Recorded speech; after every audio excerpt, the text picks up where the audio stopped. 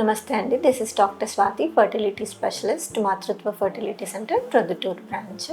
ఈరోజు pregnancy plan చేసుకునే వాళ్ళు లేదా ఫర్టిలిటీ ట్రీట్మెంట్స్ తీసుకునే వాళ్ళు, నార్మల్ మెడిసిన్ యూస్ చేసేవాళ్ళు లేదా ఐఓఐకి వెళ్ళే వాళ్ళు లేదా ఐవీఎఫ్కి వెళ్ళే వాళ్ళు, సో డోంట్స్ ఏంటనేది చెప్తానండి. సో అంటే ఏవైతే మీరు చేయకూడని పనులు, చేయకూడనివి. సో ఫస్ట్ థింగ్ వచ్చేసి జంక్ ఫుడ్ అవాయిడ్ చేసేసేయండి. జంక్ అంటే మైదాతో చేసిన వస్తువులు ఎక్కువ, అది బిస్కెట్స్ కావచ్చు, బ్రెడ్ కావచ్చు, బేకరీ ఐటమ్స్ కావచ్చు, ఏవైనా సరే. సో దాంట్లో ఏంటంటే క్యాలరీస్ వస్తాయి, న్యూట్రిషన్ రాదు. సో అందుకని దాన్ని జంక్ అంటాం. సో అట్లాంటి ఫుడ్స్ అన్నీ అవాయిడ్ చేయండి. అండ్ ప్యాక్డ్ ఫుడ్స్ అనేది అవాయిడ్ చేయండి. So packed foods for suppose మీరు ఒక చిప్స్ ఏదైనా తీసుకున్నారు, సో ఏదైనా సరే ప్యాక్డ్ స్నాక్స్ తీసుకున్నారు అనుకోండి, ఒకసారి ఎప్పుడైనా ఇంగ్రీడియంట్స్ చదవండి. బ్రాండెడ్ ప్యాక్డ్ ఫుడ్స్ కూడా ఒక్కొక్కసారి మీరు వెనక్కి తిప్పి చూస్తే పామ్ ఆయిల్ యూస్ చేస్తూ ఉంటారు, లేదా కాటన్ సీడ్ ఆయిల్ యూస్ చేస్తూ ఉంటారు. కాటన్ సీడ్ ఆయిల్ అది యూస్ చేసినప్పుడు ఏమవుతుందంటే స్పర్మ్ కౌంట్ డిక్రీజ్ అయ్యే ఛాన్స్ ఉంటుంది.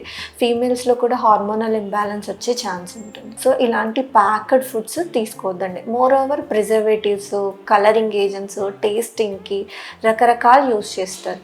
సో అది లిమిట్ దాటిన కొద్దీ, మనం ఎక్కువ కన్జ్యూమ్ చేసే కొద్దీ మన బాడీ కూడా హార్మోనల్ ఇంబ్యాలెన్స్ రావడము, కార్సినోజెనిక్ ఏజెంట్స్కి ఎక్స్పోజ్ అవ్వడము, రకరకాల లోపల ఫ్యూచర్లో క్యాన్సర్స్ రావడం వచ్చే ఛాన్స్ కూడా ఉంటుంది. ఏదైనా లిమిటెడ్గా తీసుకోవాలి. ఎప్పుడో on and of okay, regular consumption అనేది కరెక్ట్ కాదు. అండ్ కూల్ డ్రింక్స్ కానీ ఎక్కువ తీసుకోండి, కార్బనేటెడ్ డ్రింక్స్ ఎక్కువ తీసుకోకుండా ఉండటం బెస్ట్. సో మీరు ఏదైనా తీసుకోవాలంటే ఫ్రెష్ ఫ్రూట్ జ్యూస్ తీసుకోండి, కోకోనట్ వాటర్ తీసుకోండి, మజ్జిగ తీసుకోండి. సో ప్యాక్డ్ ఫుడ్స్ తీసుకోవద్దండి. అండ్ మోర్ ఫ్రోజన్ ఫుడ్స్ కూడా ఎక్కువ తీసుకోవద్దు. సో ఏదైనా సరే మన ప్రిజర్వేటివ్స్ యాడ్ చేసినారు అని అనుకునే వస్తువులన్నీ మీరు అవాయిడ్ చేయడానికి ట్రై చేయండి. ఇంకొకటి వచ్చేసి నాన్ వెజ్ కూడా జనరల్గా అవాయిడ్ చేయమని చెప్తూ ఉంటాం. ఎందుకనంటే ఈ మధ్య కాలంలో మనకి ఇంజెక్టెడ్ చికెన్స్ అనేది ఎక్కువగా వస్తున్నాయి.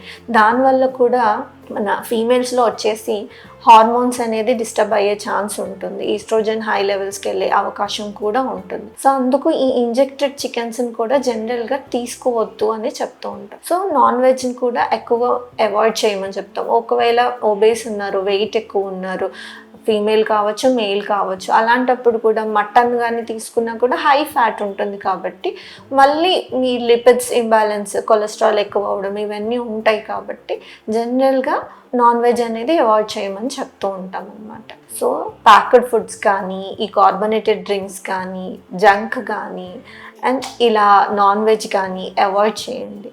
అండ్ స్ట్రెస్ అనేది మీరు తగ్గించుకోవడానికి ప్రయత్నం చేయండి. ఆల్రెడీ వర్క్ స్ట్రెస్ ఉంటుంది, ఈ సొసైటీలో పిల్లలు లేరు అని ఒక ప్రెషర్ ఒకటి ఉంటుంది.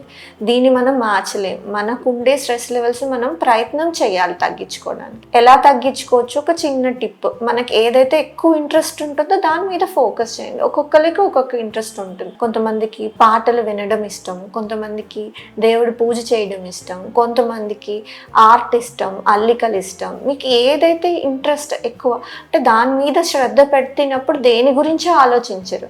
సో అలాంటివి ఎక్కువ చేసుకుంటూ ఉండండి.